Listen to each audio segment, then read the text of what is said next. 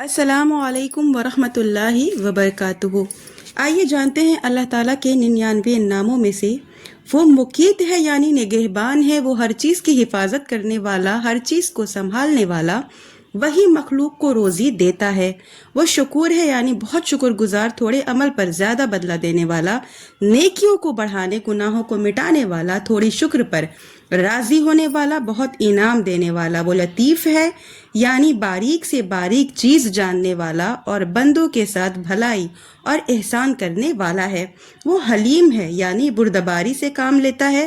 وہ فوراً گناہوں پر سزا نہیں دیتا بلکہ بندوں کو توبہ کرنے کی مہلت دیتا ہے۔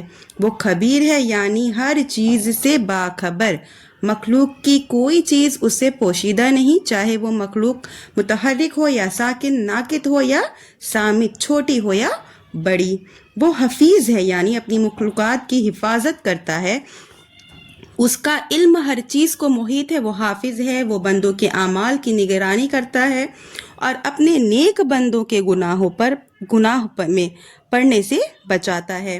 وہ رقیب ہے یعنی نگہبان، محافظ، وہ تمام حالات میں بندوں کی نگہبانی کرتا ہے، اس کی نگاہ سے کوئی چیز چھپی نہیں ہے۔ وہ سمیع ہے یعنی سننے والا، وہ تمام آوازوں کو سنتا ہے اور کسی بھی آواز سے غافل نہیں ہے، چاہے وہ جس زبان میں بھی ہو، چاہے وہ سری ہو یا جہری، قریب ہو یا بعید۔ وہ بصیر ہے یعنی دیکھنے والا، وہ ہر چیز کو دیکھنے والا ہے، بندوں کے اعمال و ضرورت کو جانتا ہے۔ وہ یہ بھی جانتا ہے کہ کون ہدایت کا مستحق ہے اور کون گمراہی کا مستحق ہے، اس سے کوئی چیز پوشیدہ نہیں۔ وہ اعلیٰ ہے، اعلیٰ اور متعالی یعنی بلند ہے، ہر چیز اس کی بادشاہت اور غلبے کے تحت ہے۔ وہ سب سے بڑا ہے، اس سے بڑا کوئی نہیں ہے۔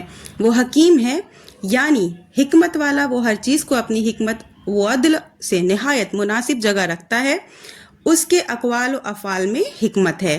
وہ حکم اور حاکم بھی ہے یعنی حکم جاری کرتا اور فیصلہ کرتا ہے اور کسی پر جو ظلم نہیں کرتا۔ وہ قیوم ہے یعنی قائم بذاتہ ہے اور کسی کا محتاج نہیں، ساری کائنات کا قائم رکھنے والا، محافظ اور نگراں ہے۔ مخلوق کے بارے میں تدبیریں کرتا ہے، اسے اونگ اور نیند نہیں آتی ہے۔ وہ واحد اور احد یعنی ایک ہی ہے، اس کا کوئی شریک نہیں ہے۔ وہ حی یعنی زندہ اور باقی رہنے والا، اس کے لیے موت تو فنا نہیں ہے۔ وہ حاسب اور حسیب ہے یعنی اپنے بندوں کے لیے کافی ہے، سب اس کے محتاج ہیں۔